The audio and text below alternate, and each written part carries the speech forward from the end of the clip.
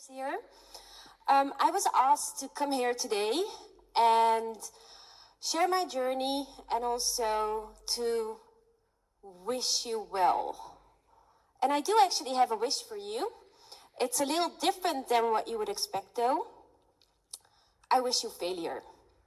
And before the faculty kicks me off the podium for being the most bitter person on the planet, let me explain to you why.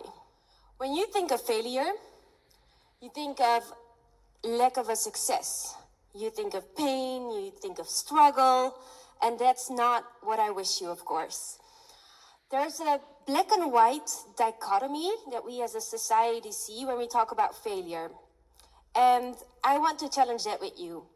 Like you, I've studied at this university, and we're trained in critical thinking. If you look at this picture, does this little human look like a failure to you because it can't walk yet? Probably not, right? The struggle of learning those first steps, the wobbles, those are a necessity in the journey to success, to learning, in order to be able to walk, run, and travel the world. Now, I'm going to share my story with you. I'm not going to do a very long introduction. March has already done that for me. Thank you. I was born in Iran. I moved to the Netherlands when I was 3 years old. And since then, you would say on paper that I've been having some successes in my career, let's say. But actually, what I would like to share with you today is some vulnerability. There's things that you see that we want the world to see. And then there's things that are hidden and we are not so proud of it and we don't share that. Those are the failures, right? Now, looking at a couple of highlights in my career. I worked as an expat in the USA, and one of the things that I was proud of is that I worked with the Dutch consulate to support life sciences startups. Another thing that I'm fairly proud of is that I participated in the Africa Classics, which is a fundraising sponsorship where you'd have to collect at least 5,000 euros and then you bike around Kilimanjaro and the money that you raise goes to AMREF flying doctors to prevent childhood pneumonia. I actually raised over 30,000 euros for that, so pretty proud of that. And of course, it was a phenomenal experience just being there on site in Tanzania, in Kenya, witnessing everything that's done and the initiatives and impact. Of course, also the scenery, and it's just a magnificent experience. Now, sounds phenomenal, right? Let me show you the real picture. When I moved to the US, one of the things that I heard pretty often is that I'm too Dutch, too direct. Now, you would think that when I come back to the Netherlands, that problem would be solved, right? I come in every Mondays in an office where people are sipping their coffee and like kind of tired from the weekend. And I go in, good morning, happy Monday. Way too American, apparently. So that's one of the things that I really struggle with and still do is cultural fitness. Now, when we look at the Africa trip, that initially when I applied to be part of the team of Africa Classics, the Philips team, I was rejected.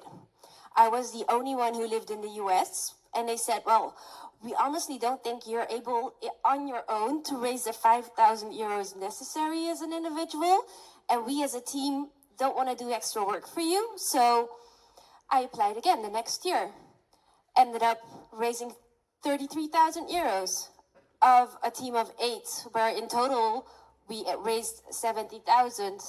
So how did I do that? So I was in the US and I was supposed to raise money. It was like, how the heck am I going to do this? And I can't do yoga lessons or cooking so I ended up thinking, well, you know what I could do? Because in the Netherlands, they're selling shavers and they're like doing all kinds of things to raise money. I am going to give a call to the business leader of the shaver department. So I told him, hey, you know, in the Netherlands, they raise so much. We can do better in the US, right? So he sent me some shavers. I was expecting 5 boxes. Then I called the toothbrush division, oral healthcare, and I said, hey, you know what? The shaver division is giving me this. Maybe you guys can do a little extra, huh? So I ended up expecting 5 boxes and got 5 pallets full of products. I started my own little shop at the office, and that's how I raised my money. But anyway, my point is that there is a lot of failure involved in all these processes that you don't see. You only get exposed to the end result of it. Now, I want to share a couple of stories because I'm actually not alone in this challenge of failure. Thomas Edison, he was told that he was too stupid to learn anything by his teachers. He was fired from his first 2 jobs and found success only after 1,000 failed attempts to invent the light bulb. Michael Jordan, cut from his high school basketball team. He famously said, "I have failed over and over and over again in my life, and that is why I succeeded." Oprah Winfrey, fired from her first job for being unfit for television. Harlan Sanders from KFC. It was only in his 60s when he actually started KFC after 1,000 times of pitching the idea and getting rejected. Stephen King, he wrote the book Carrie, and it was rejected over 30 times by publishers, so he ended up throwing it in the trash, only for his wife to find it out of the trash and submit it again and convince him to continue. We all know about Steve Jobs, who was fired from his own company, Apple. And not once, not twice, but 3 times, Steven Spielberg applied to the California School of Theater, and he was rejected. So he never even went to that school. Now he's one of the most famous film writers in history. So based on that, let's see what we've learned so far. We've learned that failure does not equal a lack of success.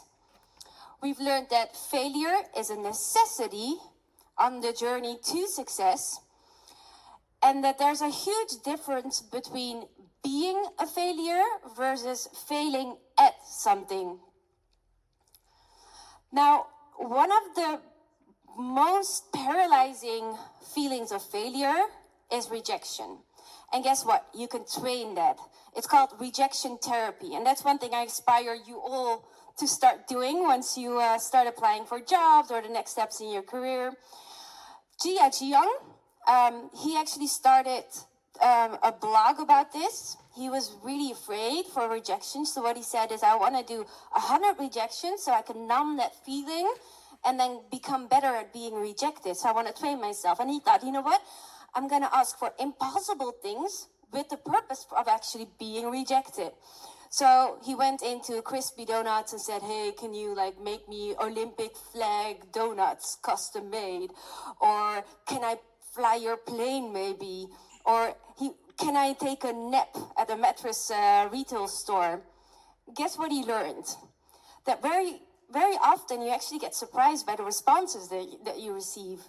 So it's not only about being able to go through your rejection and getting numb for the feeling, but sometimes the outcomes might actually surprise you.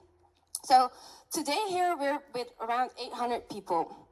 If each one of us would write down 5 things that we really want and aspire, but we're afraid to actually do. If only 1% would come to fruition, that means that there's going to be 40 medical things happening. Now, how do you know if you're failing at the right things? I want to share a story with you that actually happened. It's a male. He had 4 kids, a wife, had to support them, and he was a phenomenal comedian. But he was afraid that he wasn't financially going to be offered to support his family.